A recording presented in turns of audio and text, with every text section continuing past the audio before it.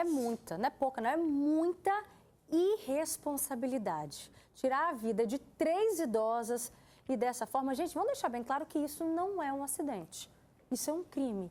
E a gente precisa falar com os nossos filhos, com os nossos netos, sobre as responsabilidades deles no trânsito.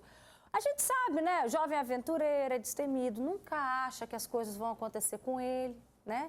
E esse vai ser o nosso assunto de agora. Participa com a gente também. No nosso estúdio eu recebo o advogado criminalista Rivelino Amaral. Muito obrigada, doutor, pela sua participação. Eu que agradeço. E Alexandre Brito também, que é psicólogo. A gente também agradece a contribuição com esse assunto. Doutor Rivelino, jovem, 19 anos, se for provado, já tinha ali sinais de embriaguez, se for comprovado que ele realmente dirigiu sob o efeito de álcool, né? O que acontece com ele a partir de agora?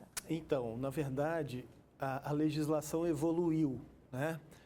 Nós temos o direito de nos recusarmos a fazermos o teste do bafômetro, mas nós atribuímos à polícia, seja ela militar, agente, Polícia Federal, através dos sinais e do comportamento, dizerem se nós estamos sob efeito de álcool ou não. Então, o policial vai nos analisar, vai ver a roupa, vai ver o hálito etílico, vai ver os olhos vermelhos, vai ver um andar trôpego e, nesse sentido, ele pode, então, dizer que aquela pessoa está sob efeito de álcool. Os tribunais superiores tiveram, durante muito tempo, e ainda têm, um entendimento que prevalecia na legislação, submetendo essas pessoas ao tribunal do júri. E a pena para cada homicídio no tribunal do júri pode chegar a 30 anos. Então, como são 3 vítimas, a gente está falando de uma pena que pode chegar a 90 anos. Só que o Código de Trânsito teve uma alteração em 2007, porque existia uma lacuna no que diz respeito a isso. E eles fixaram a pena em 2017 para quem dirige sob efeito de álcool e tira a vida das pessoas, de uma pena de até 8 anos. Mas essa discussão, Roberta, ainda existe. Ou seja, se essa pessoa que, sob efeito de álcool, tira a vida de alguém, vai a júri, quer dizer, que a gente está falando de uma coisa técnica que chama, ele assume o risco de produzir o resultado, né, que é um homicídio doloso com dolo eventual, que a gente chama tecnicamente, mas é mais ou menos assim, a pessoa bebe, se eventualmente acontecer a morte de alguém, ela está responsabilizada, quer dizer, ela assume o risco de produzir o resultado. Ou se a gente vai aplicar o que diz o Código de Trânsito com pena máxima de 8 anos. Então, quer dizer, se essa pessoa for a júri, a pena dela pode chegar a 90 anos. E esse entendimento é do juiz que vai analisar esse processo. Se ele entender que essa pessoa vai a júri, a pena dela pode chegar a 90 anos. Se ele entender que não, que vai se aplicar a esse caso concreto o Código de Trânsito, a pena dela pode chegar a 24 anos. Mas na prática a gente não vê cumprindo esse tempo todo, né? Porque na verdade existe no nosso país também a progressão dos regimes. Todas as penas de até 4 anos o regime é aberto, de 4 a 8 no semiaberto, acima de 8 no fechado. E todas as pessoas do nosso país, não obstante o crime que tenha cometido, elas fazem jus, por força da Constituição, a progredirem o regime atendendo a 2 requisitos. Requisito objetivo de tempo e requisito subjetivo de bom comportamento no sistema carcerário. Então, não importa o crime que a pessoa tenha cometido, todas as pessoas passam do regime fechado para o semiaberto, depois de cumpridos esses 2 requisitos, e do semiaberto para o aberto. Isso está escrito na Lei de Execuções Penais, por força do que dispõe a Constituição Federal. Mas vamos deixar claro também que hoje em dia esse tipo de crime dificilmente passa impune, né? Até porque a gente tem a nosso favor, por exemplo, as câmeras de segurança. A polícia pede as imagens e aí consegue comprovar se a pessoa realmente, por exemplo, estava na balada, né? Existe a possibilidade fez consumo de álcool. Por força das imagens, Alexandre, de você determinar a velocidade que o carro estava. A perícia consegue dizer absolutamente tudo. Tudo isso com as câmeras de segurança é possível? Com as câmeras de segurança. Qual é a velocidade do carro, qual era a velocidade daquela pista de rolamento, por exemplo, se era 60, o carro estava 120, se aquela pessoa, então, se ela se negar a fazer o teste do bafômetro, as polícias estão autorizadas a fazer essa análise. Então, quer dizer, a lei, ela vai tentando dar subsídio para o Estado para que, em havendo crime dessa natureza, que haja uma condenação. Teve no caso da Luísa, né, que foi atropelada na casa Em Camburi. Em Camburi, a gente está aqui lembrando agora, em que a polícia conseguiu até as câmeras da casa noturna onde a pessoa estava e foi também mostrado ali, foi revelado tudo que a pessoa até consumiu na noite. Você pode pedir o extrato do consumo, você pode pegar as filmagens.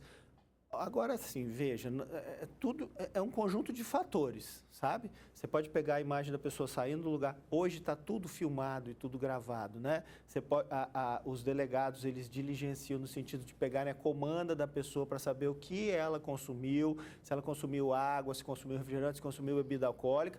Então, é uma análise de circunstâncias e de fatores. Nesse caso concreto, analisa-se tudo. Qual era a velocidade do carro, quem estava no carro. É importante dizer também que o carona, as pessoas que estavam dentro do carro não têm responsabilidade nenhuma sobre o crime, tá? Só quem tem responsabilidade sobre o crime é quem estava conduzindo o veículo. Quem estava no carona, quem estava sentado atrás não tem responsabilidade nenhuma.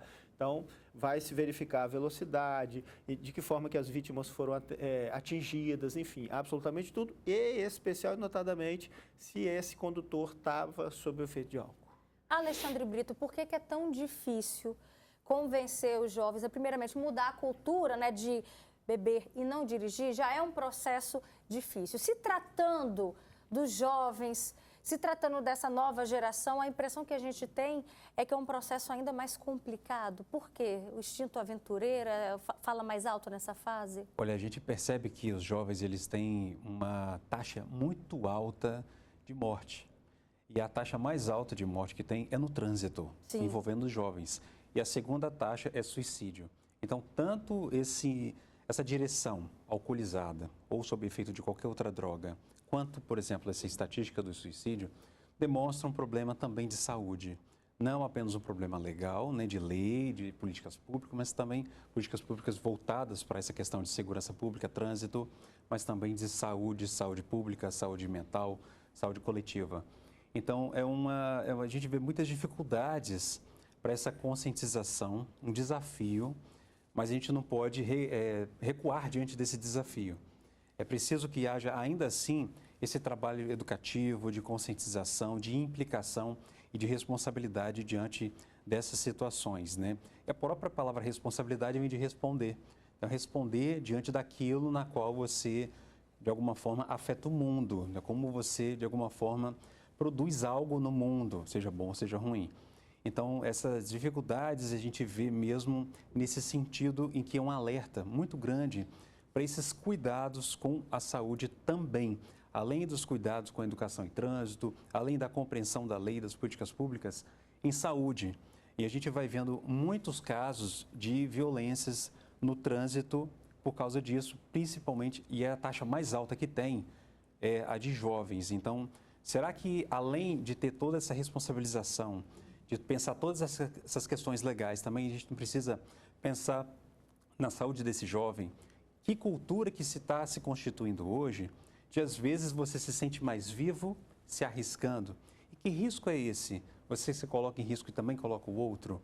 Então é muito importante a gente também ter uma consciência em relação aos cuidados com a saúde. Sobre essa informação que você trouxe dessa estatística, né, a gente também trouxe aqui que dirigir alcoolizado e o excesso de velocidade são as principais causas de acidentes entre jovens, né? E aí soma esse espírito aventureiro que o adolescente tem, que o jovem tem, que acha que nada vai acontecer com ele, então a combinação disso é perigosa. O que Essa falta? Que é a explicação dos tribunais superiores STJ e STF submeterem as pessoas que bebem e tiram a vida das pessoas ou aceleram demais e tiram a vida das pessoas. Então, quem está batendo pega e eventualmente tira a vida de alguém, ninguém pega carro para matar outra pessoa, ninguém tem essa intenção. Mas os tribunais superiores, STJ e STF, entenderam assim. Quem bebe, dirige e tira a vida de alguém vai a júri, porque ele está assumindo o risco de produzir o resultado morte. Quem está batendo pega e tira a vida de alguém também está assumindo o resultado morte, vai a júri também. E o Tribunal do Júri tem a maior pena do nosso país, que são 30 anos de reclusão. Não é? Então, nesse caso, como eu disse, a gente tem uma pena, se for a júri, de 90 anos de reclusão. Olha, você está falando aí da maior pena que a gente tem. A gente sabe também que nós temos a lei seca, que também é bem rigorosa, mas ainda assim, é preciso ter uma mudança na cultura. Mudança de O que está comportamento. faltando também na nossa legislação, doutor Rivelino, para que contribua ainda mais nessa mudança da cultura? Ô, Roberto, então, eu penso que, na verdade, precisa haver mudança de comportamento da sociedade. A legislação, ela pune. Ela pune severamente, né? Quer dizer, ó, a pena de 30 anos. Se você botar uma pessoa presa 90 anos, tem que ser suficiente para ele se ressocializar, né? Quer dizer, as punições do Código de Trânsito são perda do direito de dirigir, quer dizer, perda da carteira de habilitação, suspensão da carteira de habilitação, multas altíssimas, né? Prisões em decorrência da morte, por exemplo. Então, quer dizer, a legislação existe, o Código de Trânsito é bem estruturado, as punições existem. Eu acho que vale muito mais o comportamento da sociedade. Que a meu sentir, Alexandre, não sei se eu estou errado, já houve mudança de comportamento da sociedade. Eu vivi um tempo, sou um pouco mais velho que você, que as pessoas diziam que dirigiam melhor sob o efeito de álcool. E hoje isso não é bonito mais falar. Ninguém fala isso, ninguém ousa falar isso, ou sem o cinto de segurança. Então já houve uma mudança de comportamento. Os aplicativos estão sendo utilizados bastante, mas ainda há a incidência desses crimes. Infelizmente há, mas que já houve uma mudança de comportamento. E como que há a mudança de comportamento? Com blitz intensa, com punição intensa, isso tudo vai gerando resultado positivo. A meu sentir, a sociedade já se modificou. Para a minha época de história de vida, de adolescente, de jovem, o comportamento hoje é melhor, vamos dizer assim. Eles são menos ousados por conta de já saberem, é isso aí. Se você observar na conversa dos adolescentes, eu tenho 2 filhos adolescentes, eles não têm mais aquela coisa de, eu quero ter um carro tal, eu quero ter como a gente tinha, sabe? Eles andam de aplicativo. Completar 18 anos, tirar a carteira, não tem tanto esse interesse mais. Carro e pensar, associar a conquista do veículo à balada, à independência. O que hoje a gente sabe que é uma combinação que não dá nem para pensar. E isso tem deixado muitos pais de cabelo em pé. Daqui a pouquinho, Alexandre, eu quero que você dê dicas de como os pais podem ser mais assertivos na comunicação com os filhos para levar essa consciência, porque ainda tem muitos jovens que se arriscam. E arriscam a vida dos outros também. Pela internet, eu vou conversar agora com a Ana. Olha só a história dela. O primo da Ana, gente, morreu em um acidente de carro. E ela vai contar para a gente detalhes de como foi que aconteceu. Ele era jovem, né? Tinha 18 anos, é isso, Ana? Oi, boa tarde, Roberta. Boa tarde. Ele tinha 18 anos e a pessoa que estava com ele pilotando tinha 20. E qual foi a história deles, né? Eles saíram para curtir uma festa juntos, foi isso? Foi. Eles moravam em uma cidade pequena e para ir para outra cidade que era mais movimentada e tinha festinhas, tinha que pegar uma estrada de chão, tinha que ficar um tempinho ali no volante. Aí eles foram e na volta para casa, o amigo tinha bebido, né? E ele saiu da mão, foi para contramão e colidiu com um caminhão e meu primo faleceu, ele faleceu e mais uma pessoa que estava no carro também e só uma que saiu viva, só que hoje em dia não é mais a mesma coisa, né? Ou seja, ele pegou a carona com um colega pensando em se divertir. O grupo de amigos ali consumiu álcool e jamais imaginava, jamais pudesse ter essa noção exata de que estaria colocando a própria vida em risco, né? Pois é. Como é que tá a vida da sua tia hoje, Ana? Ontem e hoje ela postou foto dele nos stories. Faz 10 anos que aconteceu, né? E até hoje ela não é mais a mesma pessoa. Ela tem depressão. Ela não se recupera com medicamento, é outra pessoa, acabou com a vida dela. Eu não sei como que é perder um filho, porque eu não tenho filho, eu não conheço amor de mãe, mas vendo o que ela tá passando, eu consigo entender, sabe? E de que forma, então, que isso impactou toda a família, os amigos, né? Porque isso, o que aconteceu com o seu primo, traz uma mensagem, né, que deveria ser também de ensinamento para toda uma geração, né? E causou isso? Causou na minha família. Eu não bebo, meu irmão não bebe. A gente tem esse receio. A minha tia é outra pessoa, o irmão dele, inclusive, hoje em dia cursa psicologia, né? Se formou agora, cursou psicologia por causa da mãe dele, que a mãe dele ficou num período bem ruim da vida, para tentar entender como poderia ajudar. E acarretou, né? Que mudou a família toda, todo mundo ficou muito sentido. Já volto a falar com você, Ana. Eu quero trazer esse assunto aqui para o Alexandre Brito, que é psicólogo, está com a gente aqui no estúdio. Alexandre, infelizmente, né, às vezes a gente precisa ter a consciência do perigo quando a gente vê casos assim acontecendo. E aí, quando acontece, traz aquele susto imediato. Mas aí depois, os amigos, as pessoas que leem as notícias, vão achando de novo que nada acontece com eles. Por que é assim a mente do jovem? Olha, o grande problema nosso, né, e isso tem muitos estudos que vão demonstrar o quanto isso acontece, que em geral a gente precisa de consequências para mudar o comportamento. O ideal na educação, igual você falou de dicas para os pais, é que não precise ter aquela vivência ruim para eu evitar aquela situação de risco.